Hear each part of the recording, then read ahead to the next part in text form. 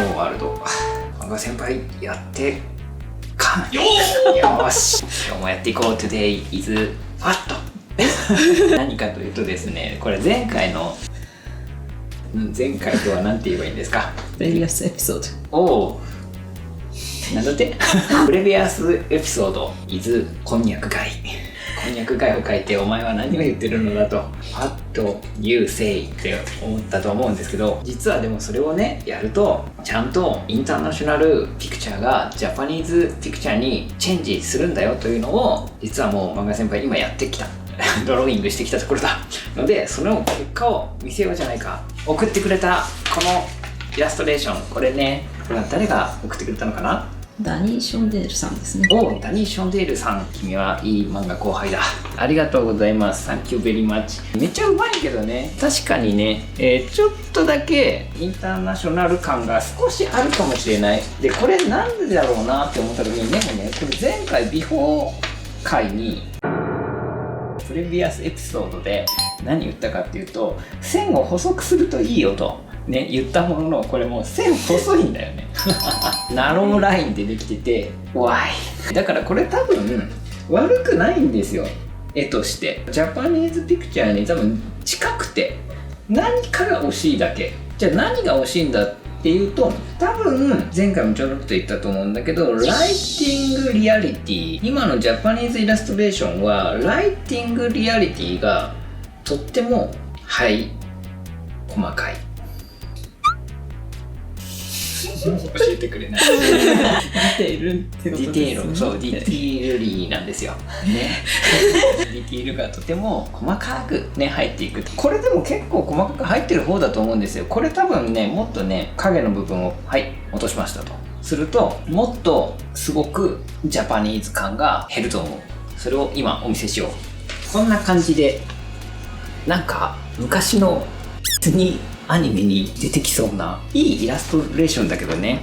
ディズニー感が出てくる。Why ディズニーですよ。さらにそれに詳しいね、より詳細な影が入るだけでもよりジャパニーズイラストレーションに近づいていく。しかしさらにそれでももう一段階影をリアルに入れるとどうなるか、それをチャレンジしたのがこれだ。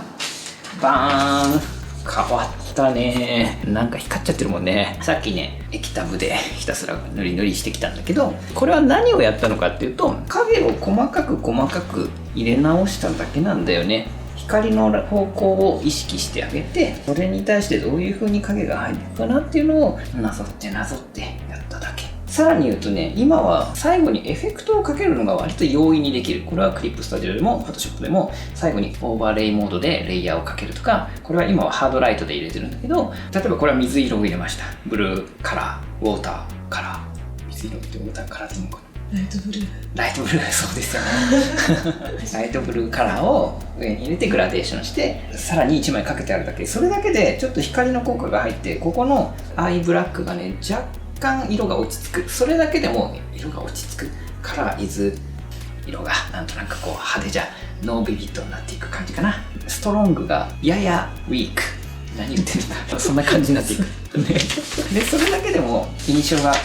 変わるんだよ。絵っぽくなくなるんだよな。多分現実っぽくリアルっぽく見えていく、そんな違いが出てくるぞ。あとは本当にね、